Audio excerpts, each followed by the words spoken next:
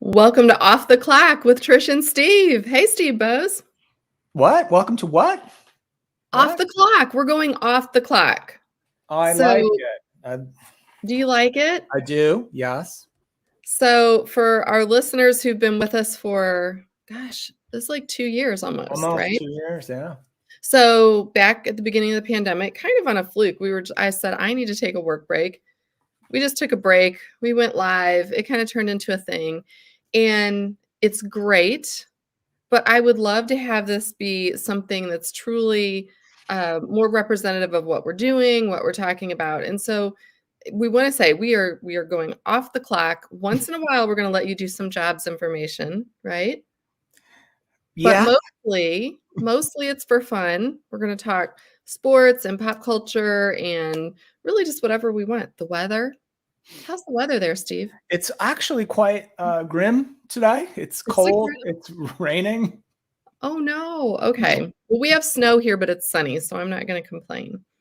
Yeah, I finally made it back. Thank you for doing the show on Friday without me. I've been trying to get back for like 3 days last week, but I finally made it home, so all is well. Yeah, I know. We had a nice event, and I mean, I talked about it on Friday, but like just by luck or lack of luck, right? The first time we decide, okay, let's travel, let's travel a long way across the country for an event. It turns out to be like this awful snowstorm that crippled like half the country for 3 days. So yeah, it was rough.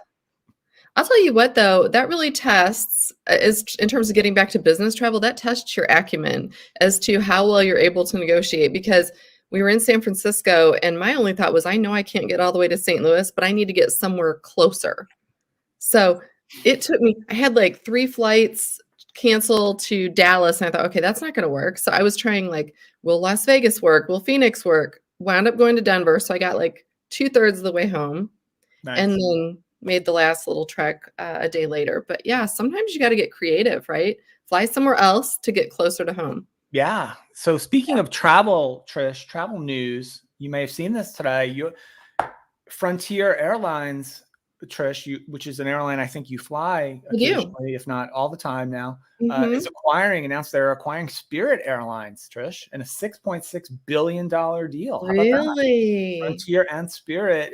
I think Frontier will be the majority owner. So my suspicion will be the whole thing will become Frontier, right? And they'll just have, I don't really know what that means for like more routes and more planes. I don't really fly either one of those airlines, but it would become like the largest, I guess, of the discount, quote unquote, airlines out there. So it's probably good news if you're a Frontier or Spirit flyer, I would guess. I actually have status on Frontier. I love them. The only downside to Frontier, and I don't know if it's everywhere, but on the route I take, there is no Wi-Fi on the plane. Sometimes a blessing. Sometimes a blessing, not gonna lie. Yeah, it's a discount airline, but it's fine. But can I rant a little bit about United?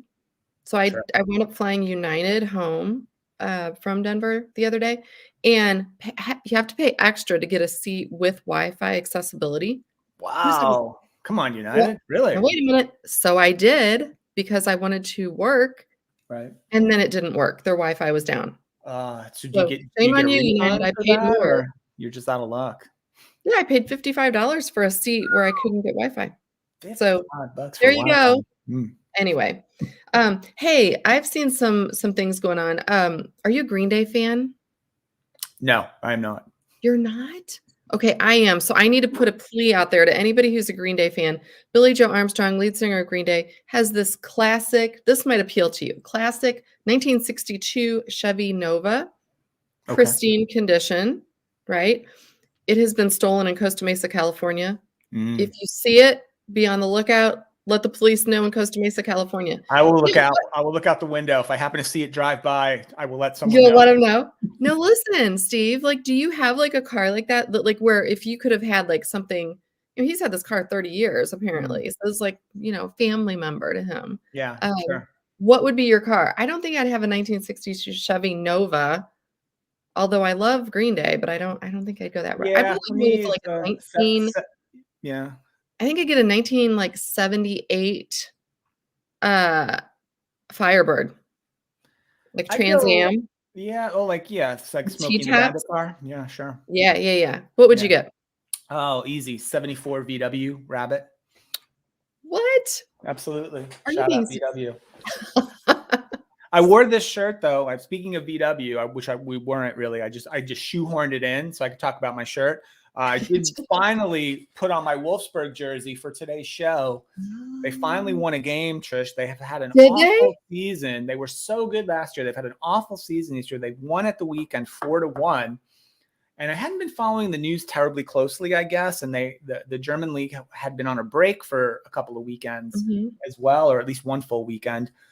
Turn on the game only to find, Trish, my favorite player on Wolfsburg from last season into the season, not playing, not in the team, not on the bench as a substitute player, just not there at all. Gone? She's gone. And they didn't mention it on the telecast that I was watching. The announcer didn't bring it up at all.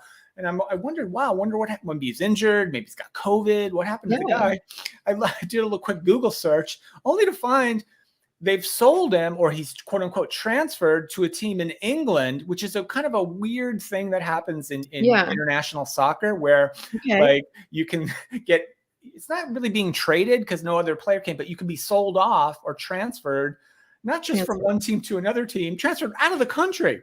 So he's not even in the German league anymore. His name's Wout Weghorst. He's a Dutch guy, very, very good player. Now he plays for Burnley in the English Premier League, who I don't care about at all. They're the worst team in England.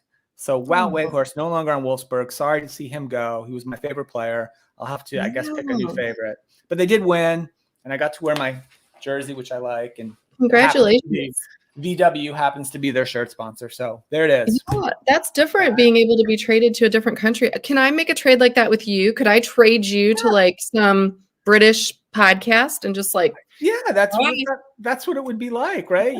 You're out. You're not just off. You're out. Sorry. You're out of the country, you know? No, but even better than that, I like that they just didn't even acknowledge it. Like, it'd be like if you just disappeared off our podcast and I never mentioned it again. Like, hey, admittedly, not the biggest news in international sport, right? I get it, but you just made it the biggest news in international sport. I'm sure the audience of the new rebranded show is loving the direction I'm taking it here with German soccer stories. I'll well, hey, since he went to England, I have some British news for you. You ready? Yes. So this is really sad, actually. England's oldest pub is closing. They are in St. Albans, England. Guess how old this pub is? It's called Ye Old Fighting Cocks. Oh, okay. Reminds me of my South Carolina Gamecocks. I would say probably going back to, I don't know, 1600-ish, 500 years. It is 1,229 years old. Closing because of COVID restrictions in England. The business has just gone under. The guy has owned it since 2012, the current owner. Wow. And so, yeah, that's kind of sad to hear, though, actually, that, you know, and they're in like Guinness Book of World Records, oldest pub. Now, it is not the oldest pub, but it is the oldest wine bar in London, which I will recommend instead. So if you are a Ye Old Fighting Cocks regular. Who isn't, really? Yeah. I would say go to Gordon's. Have you been to Gordon's in London? I don't think so. So good. So Gordon's Wine Bar, oldest wine bar since 1890. I wonder what the ordering process would have been like if you bellied up to that Ye Old, what is it? Ye Old Fighting Cocks. If you belly up to the Ye Old Fighting Cocks bar in like 1471, like what are you ordering? How are you paying? How's that working? You give a shilling for some brown ale. Did they have craft cocktails back then, or was it just kind of beer and wine? I don't know. That's a whole nother show. You can do that on your Beer Today podcast if you would. Yeah. But hey, I'll probably need another show after how this one's going.